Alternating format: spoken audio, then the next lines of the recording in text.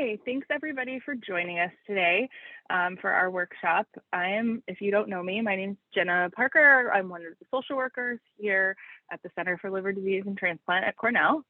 And this is my coworker, Tamara Weathers, the other social worker. Hi there. Yes, I'm Tamara Weathers, the other social worker for the liver transplant team. And today we're going to be doing a presentation for you guys that is about getting your house in order, getting things ready, how can you prepare for your transplant? So the topics that we will cover today are talking about your insurance benefits, disability, and how you can file for that, the different kinds, some financial planning information that we think is really helpful in thinking about the transplant, advanced directives, which are kind of legal terms for kind of preparing for other people to kind of help you and make decisions for you, and we'll talk more about that. Organization and planning just in general and overall for the transplant and afterwards. Caregiver support and planning, and then also a little bit touching on kind of how you increase maybe some of your emotional support during and after transplant, which can be at times a long haul and somewhat challenging emotionally. So that's what we'll cover today. And if you have questions at the end, we're happy to take any questions. Okay, so we'll start by talking about health insurance. And so, of course, this is something everyone needs, especially while you're going through this process. The most important thing is to make sure that your health insurance policy is active at all times, as well as you know. If there are any changes to your health insurance policy, you have to be sure to inform the financial coordinator. You should also inform us, but Kayla is our financial coordinator and her contact information is here at the bottom. If there are multiple insurance policies that you have, please make sure that we have copies of all insurance cards just so that we can ensure your coverage and make sure that we're providing you with as much support as possible. So for some of you, you may have Medicaid already or are considering getting Medicaid or will need to get Medicaid if your ability to maintain coverage changes. So some important notes about Medicaid. You have to be sure to recertify every year in order to keep your Medicaid active. So if you have it right now, just make sure you're looking out for any notices that'll come in the mail about recertifying your Medicaid. In addition, if you've recently applied for Medicaid or will be applying soon, they tend to send lots of communication in the mail in the beginning to tell you what the status is of your application, when it's been approved. And also if you need to connect to a managed care plan or an HMO plan. Nowadays, basically everyone has to. And so once that time comes, if you're not already there, be sure to contact Kayla about that as well, because there are certain managed care plans that we do accept and some that we don't. So just want to confirm that your coverage will still be in line with us. In regards to a spend down, which is not for everyone, but if you are in a situation where your income exceeds the Medicaid limit, but your bills are equal to or greater than what your excess income is, you could be considered eligible for Medicaid with a spend down. So that means you have to keep it active. And essentially what that means is that you have to send money to Medicaid every month in order to keep your Medicaid as an active policy. So just make sure you stay on top of that. But if you have questions along the way, of course, reach out to us as you get any new communication so that we can make sure that you can maintain your coverage. Okay, so for Medicare, so for some of you, you may have Medicare already or are approaching the point where you'll need to apply for Medicare. And so kind of explaining what Medicare is, broken down into different parts, but the primary ones are the ones listed here. So for Medicare Part A, that is specifically for hospital coverage, so any inpatient hospital stay, also any skilled nursing facility stay, and any home health services or hospice care services are covered by Medicare Part A. For Medicare Part B, this covers mostly outpatient-related services, so your outpatient visits to the doctor or any physician, any medical equipment that needs to be ordered, so that includes a walker, wheelchair, oxygen if you need it, that kind of thing, and then any other outpatient medical care that you may need. So in the situation when you are a transplant patient, if you have Medicare at the time that you have your transplant, the Medicare Part B will cover 80% of your immunosuppressant medication, That's something that kind of gets worked out with the pharmacy between us, our pharmacists, the NPs, but it's just important information for you to know as a patient who has Medicare that that's kind of how your prescription coverage works as it pertains to your immunosuppressant drugs.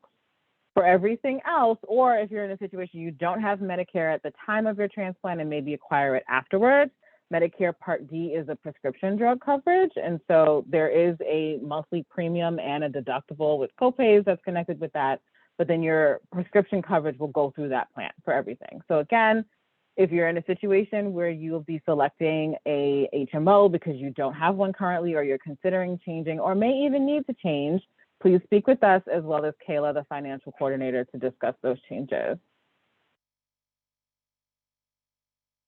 Okay, so like we just mentioned, as it pertains to transplant as a Medicare patient, Medicare Part B will be covering 80% of your immunosuppressant medications. It is helpful for you to also have a supplemental insurance plan or any kind of Medigap coverage, because Medicare doesn't pay for anything 100%.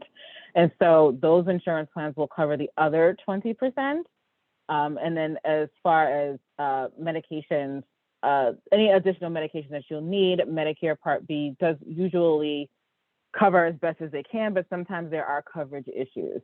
So again, if you have Medicare Part B prior to transplant, then you'll be covered at least up to 80%, but you'll need to have additional coverage to take care of the rest.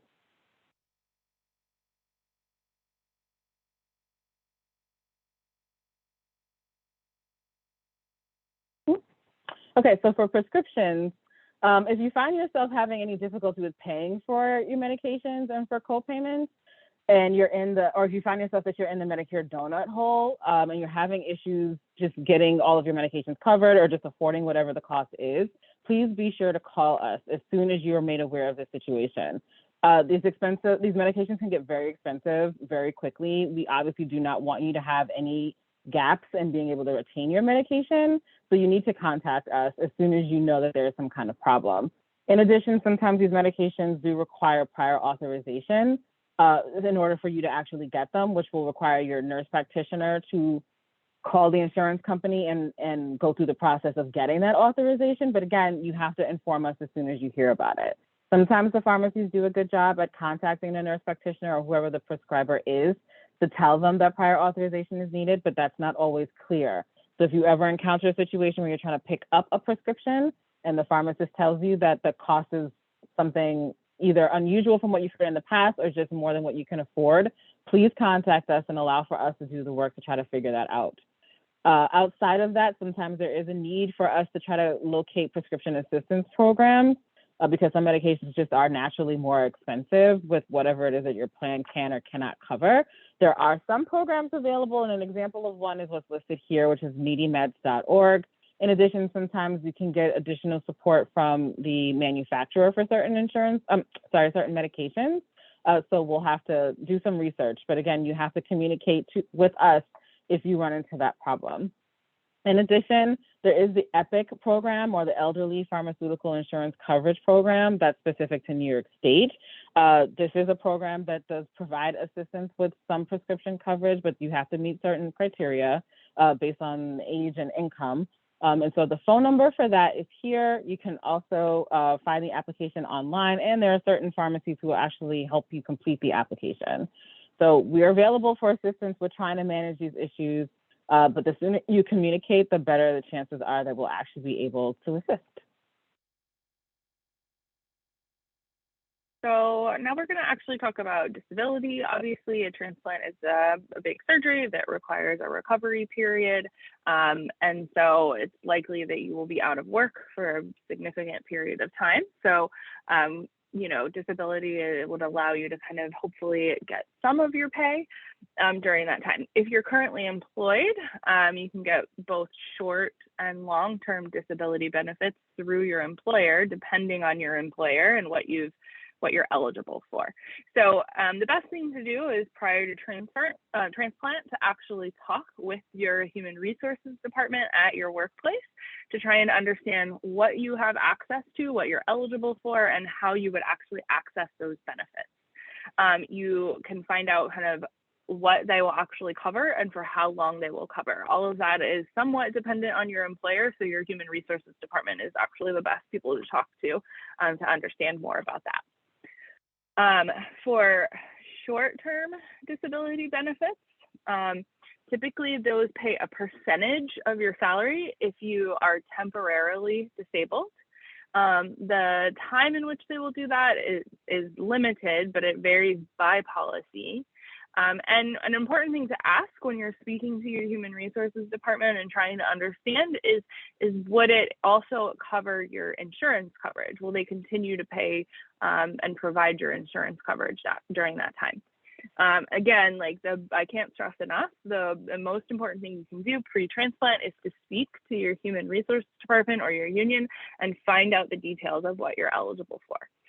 It's possible sometimes short-term disability policies, they're actually provided by outside vendors, and so then you're going to actually need to speak to that company. And it's helpful to have this information ahead of time, know the contract information, know the process, know the paperwork that's going to be required in order to activate this. It's one less thing that you'll be having to worry about and figure out after the transplant if you've kind of done this work ahead of time. So then the other kind of disability that you might have through your employer would be long-term disability benefits. Again, these only pay a portion of your salary, and it's for if you become permanently disabled. Again, there's a few questions you really want to understand ahead of time from your employer. How long are you able to actually collect that long-term disability for? What does it include? How do you access it? Does it cover insurance during that time? Those are the important questions you really want to understand ahead of time to make sure you're prepared and you kind of know what you're heading into. Outside of your employer, there are entitlement programs for disability coverage through the government. So that would be Social Security disability and Social Security income programs. Those are two separate things. So the first thing we'll talk about is actually Social Security disability. And Social Security disability insurance is a program through the federal government that you would get a payment each month for somebody who is considered disabled and who has a work history. So the important thing to know about Social Security disability is you have to have two things. First, your doctor has to be willing to say that you are disabled, that you will not be able to work for 12 months.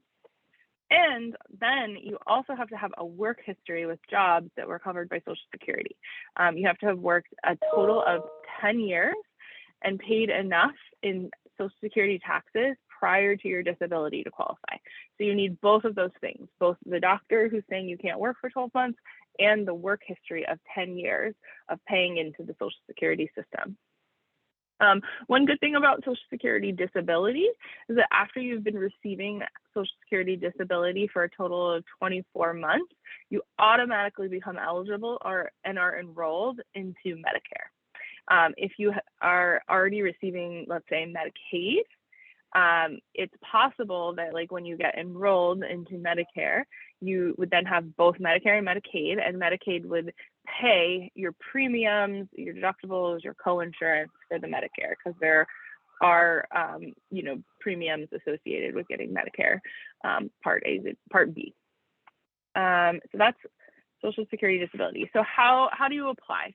It's pretty simple, actually, although can be a lengthy process. So there's 3 different ways you could go about it. You can go online to the Social Security website and do the application online.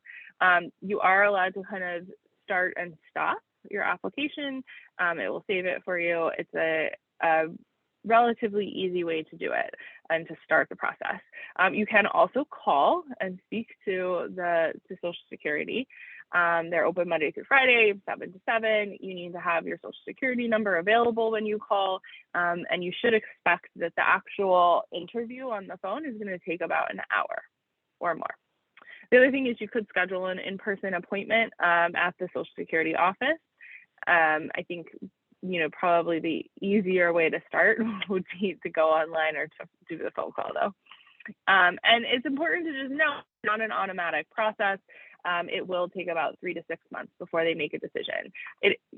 You should also know if, let's say, it takes 6 months for them to come to a decision, they actually will back pay you for the time, back to the time that they considered you disabled. So if that was 8 months prior, you would get 8 months worth of disability all at once when you're finally approved. So that's Social Security disability. So then Supplemental Security Income is a federal program that gives monthly payments to low-income disabled people. So if you qualify for SSI, which is the acronym for that, you also could receive food stamps and Medicaid. The difference between SSD and SSI is, the big difference is your work history. You do not need a work history to qualify for SSI. Here's what you have, we have listed up here kind of what you're required. So you have to be 65 or older, blind or disabled. Your doctor still has to be able to say that you are going to be unable to work for at least 12 months. And you have to have little to no income or very limited resources.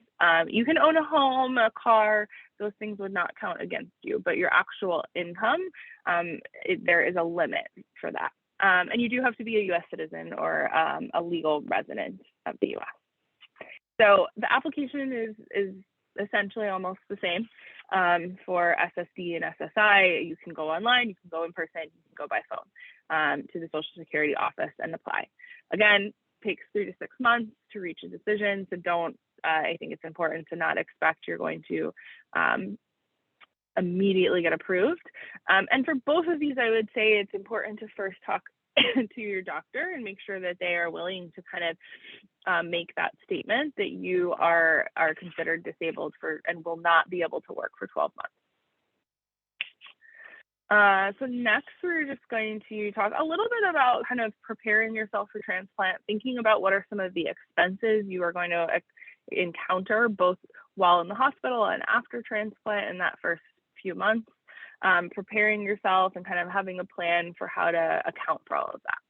So, while you're in the hospital, your family is likely going to want to come visit. If they're driving, they will need to pay for parking or for the cost of the transportation, for gas, things like that. Or, if you're taking the train, the Metro North, things like that, accounting for that cost.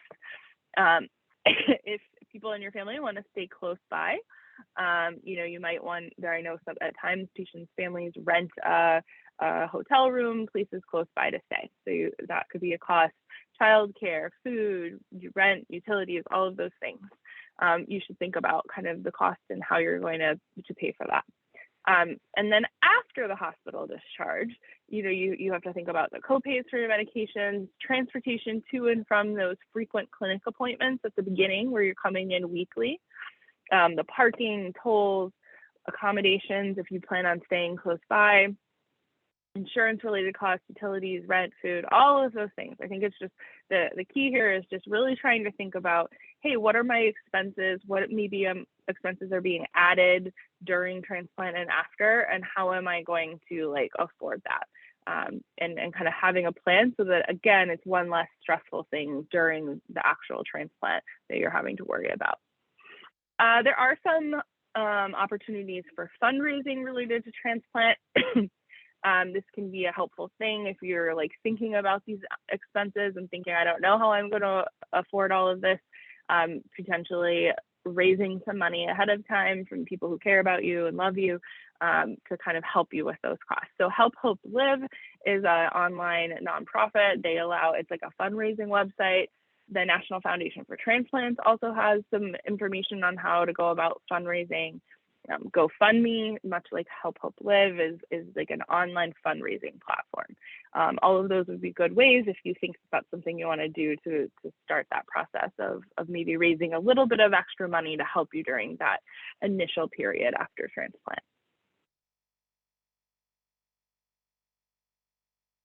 Okay, so next we're going to talk about legal planning, and this portion is kind of really talking about preparing for the things that you might not be able to do anything about at a later point, but you want to make sure that there's a plan in place. And so this specifically speaks to your advance directive, which is essentially a way of saying that you want to designate who it is that you trust most to be your voice when you aren't able to speak for yourself. And so we always tell everyone that you need to make your wishes known to those you trust well in advance. because emergencies happen and things will come up and someone will have to make a decision for you because you're not able to.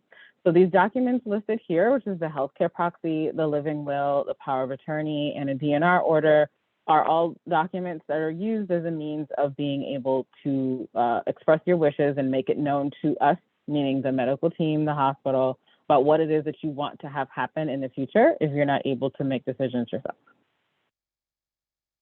So explaining what the healthcare proxy is, it's a form that allows you to appoint someone you trust to make decisions on your behalf if you're unable to do so. So there is a New York State version of this document. It is a preferred form that actually you can just download from Google very simply. It supersedes any living will in New York State. And it contains very specific instructions regarding resuscitation, artificial nutrition, and hydration. So you're able to make your needs known very clearly in this 2-page document. It does require 2 witnesses above the age of 18. The witnesses cannot be the person who's being named as the healthcare proxy or you as the patient. We encourage everyone to give copies of the healthcare proxy form to the person you are designating, as well as your medical team, so that it can be uploaded to the medical record and easily accessed in the event that it's needed. We cannot stress enough how important it is for you to select a healthcare proxy that knows about your disease and your wishes well ahead of time. So don't designate someone who doesn't know anything about what's going on, and then they, could potentially receive a phone call being asked to make decisions about things that they're completely unfamiliar with.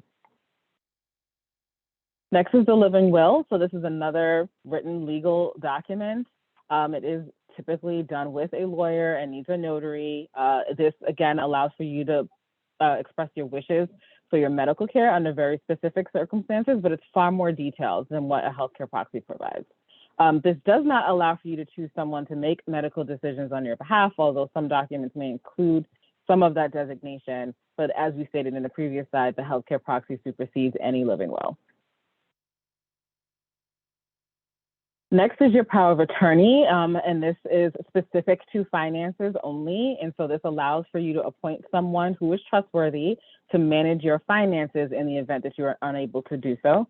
So again, this is a legal document, but it has absolutely nothing to do with your medical care. However, if a circumstance comes along where you're not able to make decisions about how you want your assets to be moved or utilized for whatever reason, this is a document that does that.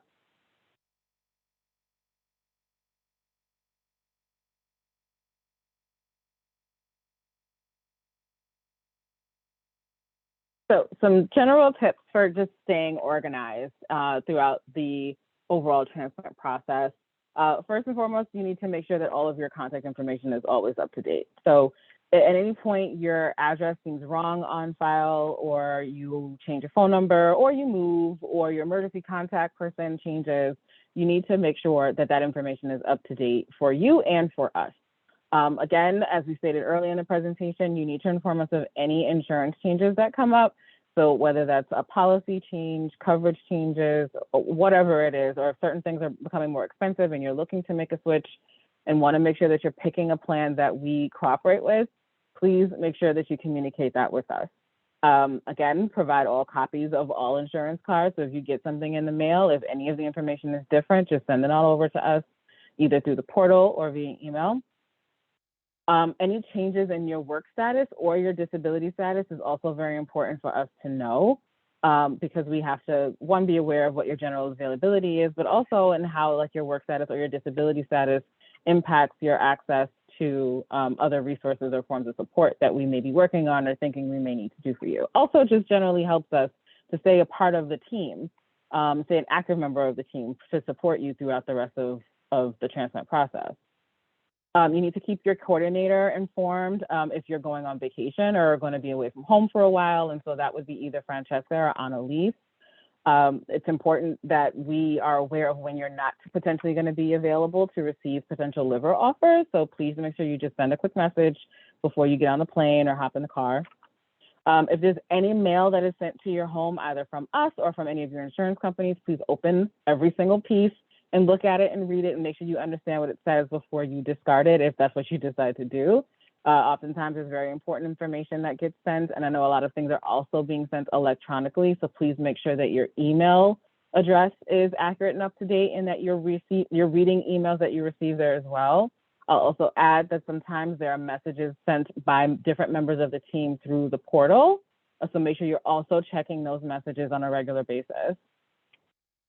Make a list of any emergency contacts that may need to be contacted at any point throughout your transplant process, especially during the time that you may be in the hospital, just so that it's readily accessible. Always answer your phone for every phone call that comes from us, especially once you're listed, because as I know Jenna and I both stressed during our eval meetings, you could get a phone call at any time of day with a liver offer from anyone. So just make sure you answer all phone calls. In the process of going through transplant, I'm sure you've already heard about the importance of having a primary caregiver. Please ensure that you are appointing someone who is appropriate, and make sure that that caregiver is able to accompany you to all of your medical appointments. So also, it's important for you to establish care with a primary care physician. And so a lot of your care during the process pre-transplant and especially post-transplant is going to be coming from us as the liver team, but there are certain things that really should be managed and overseen by your primary care physician. So if you don't already have one, please make sure you connect with one. If you have one but haven't seen them in a while, schedule for a visit just to make sure that they're up to date on everything that's happening with you and so that they're prepared to care for you after your transplant is done and you have other medical needs that just need their oversight. Make sure that you're always carrying a detailed medication list with you. So whether it's in your phone or physically on a piece of paper, just so that at any time there is an emergency, anyone can easily find out what the name, dose, and purpose of all of her medications are. While at home, pre and post-transplant, you should use a pill box, as well as any alarms or alerts in your phone or on a watch or whatever, so that you have regular reminders about taking your medication. Taking your medication regularly and on time as scheduled is extremely important at all times, but especially post-transplant. In terms of your medical appointments and then just overall your medical needs, having a medical appointment diary or calendar is pretty helpful. So especially as you go through the process of maybe having different symptoms every day, maybe trying some new medications and may have some reactions or side effects that you're experiencing that's not new to you. It's a lot easier for you to report these things if you keep a diary or a log of some kind. Same thing goes for a medical notebook, just so when you're going to a medical appointment and you're meeting with your providers, if there's information that they're sharing with you that's just difficult to recall afterwards because you're meeting with a bunch of people and getting a lot of information, keep a medical notebook so you can keep notes of what you're being told, adjustments that have to be made, and any new things that may be coming up in the future. If at any point you're admitted to any hospital for any reason, notify your transplant doctor directly. So again, with access to the portal, it's very easy for you to send messages directly to the team. So if you ever are in a local hospital and you're not at our hospital at NYP, please just send that message directly so that we know where you are. And also just consider carrying a card in your wallet that kind of says this statement, which essentially is just you indicating that you're a patient of the Center for Liver Disease and Transplant at New York Presbyterian Weill Cornell Medical Center with the phone number for the center and indicating that you're on a liver transplant waiting list and under the care of your hepatologist, which could be either of these doctors.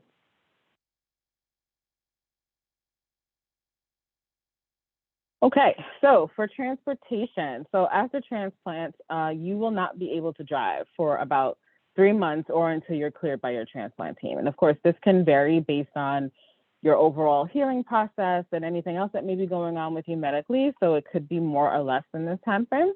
But the important aspect is for you to know that your transportation arrangements may need to shift. And so you should also plan to avoid public transportation for about 3 months or until you're cleared by your transplant team. Reason for that is because obviously you're going to be immunocompromised. You want to make sure that you're not in crowded spaces or in spaces where you're going to be doing a lot of standing, too much walking, bending, and things like that. So just anticipate the need to make changes if public transportation is your primary means of transport. And so in planning accordingly for that, if there are family members or if your caregiver has a personal car, just make plans for needing to use that as your primary means of movement. If that's not an option, or for whatever reason that's difficult, like if parking becomes too expensive, because it is expensive here and there are no discounts available, then there are other financial plans that you need to begin making. So if you run into that issue, or as you think about this or work through this plan, you realize that this is going to become a major barrier for you post-transplant, please speak with either Jenna or I so that we can talk about some options on how to try to address this. In addition, consider applying for Accessoride. The wait sometimes is a while in order to get through like the application process, but it's helpful for you to do that sooner rather than later. And this does provide you with a safe means to get from your home to your medical appointments and back for a very small cost.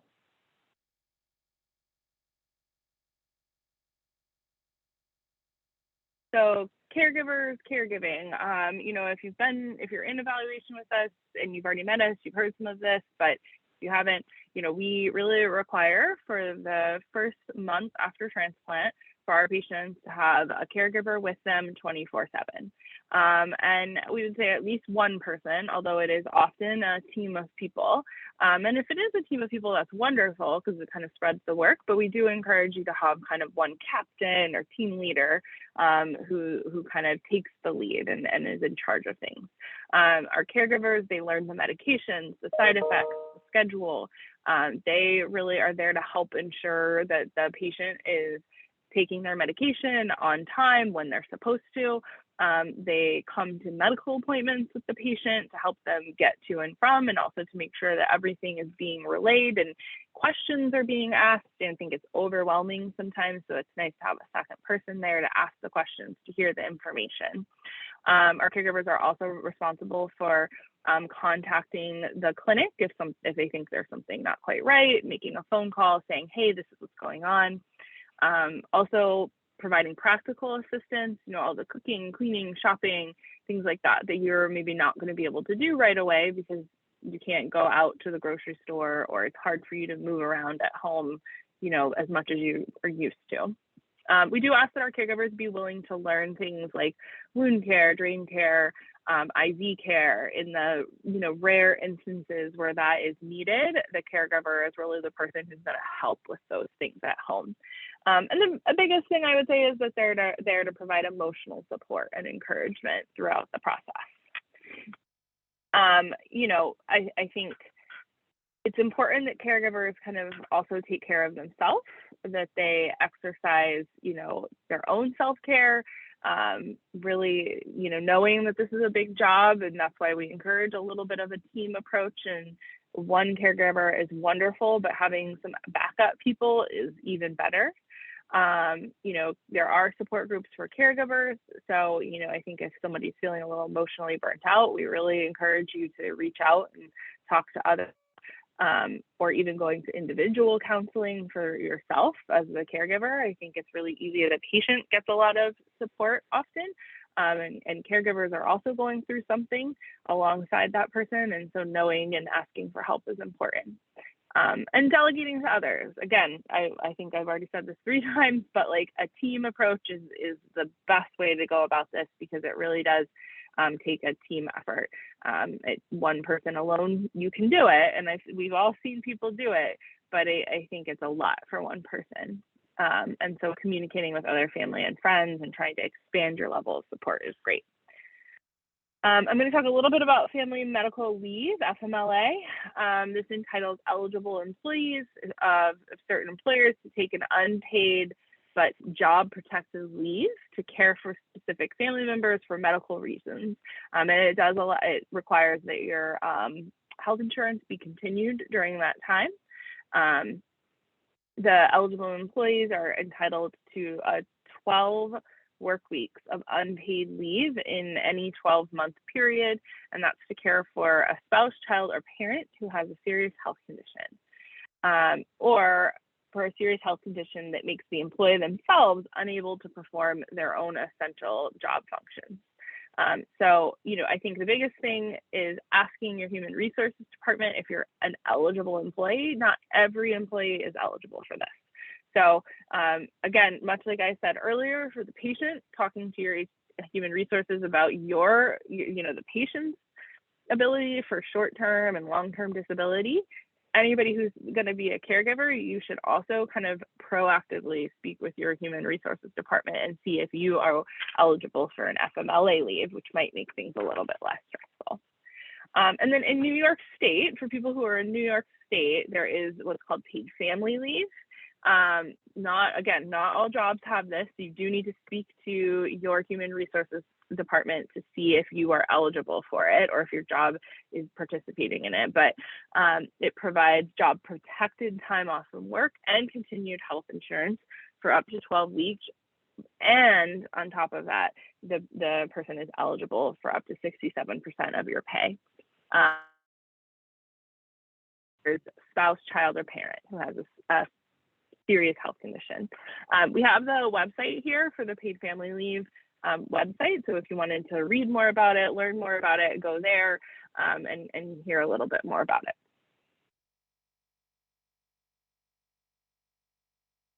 Okay, and so lastly, which is one of the more important aspects of really preparing for transplant separate from the medical needs, is the emotional and social support. It's really important that you prepare as a transplant patient for this process as you would train for a marathon. So the stronger you are going into transplant, the more prepared you are for the transplant and for coming out of the transplant. This applies to both physical and emotional strength.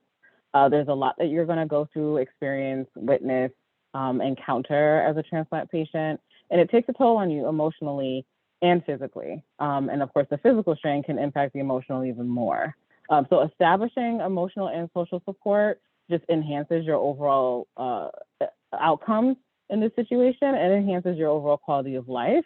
It decreases the chances of you experiencing extreme social isolation post-transplant, especially being in and out of doctor's offices and needing to avoid large crowds because of your immunocompromised condition.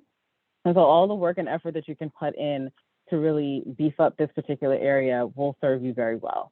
If you find yourself having difficulty coping with all of the stresses around all of this, having a chronic illness, being away from certain family members, managing the appointments, whatever it is, please notify your social worker. Contact Jenna and I, whether it's via phone call or email or however, because we're here to help. And the help is available. There are some options there.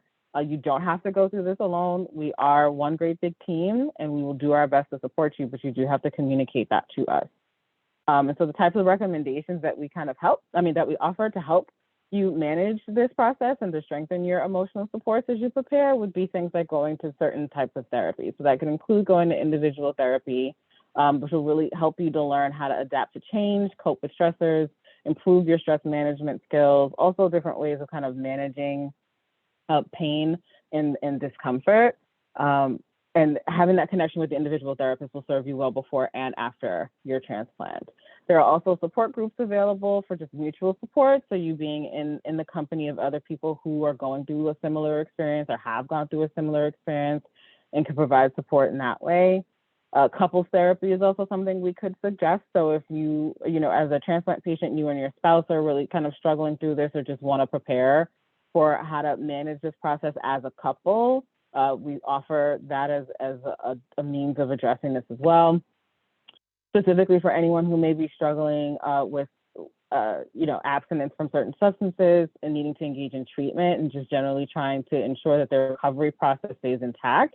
There are relapse prevention programs of different kinds that we also will suggest that you engage with, and we'll give you resources.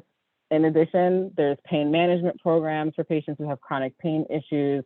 There's also psychiatric management available if you are taking psychiatric medications or would like to consider starting some if you feel like it'll help you through the process. So in conclusion, please reach out to us if there is anything that you or need. So any kind of support, any kind of guidance, any questions that you may have, because there are no dumb ones, any information that you'd like access to that you're not sure how to get a hold of, Jenna and I are here. So these are our phone numbers here. If you don't already have them, please take note. Jenna and I are happy to chat at any time that's appropriate to provide support as needed. But other than that, that is all. Thank you. Thank you.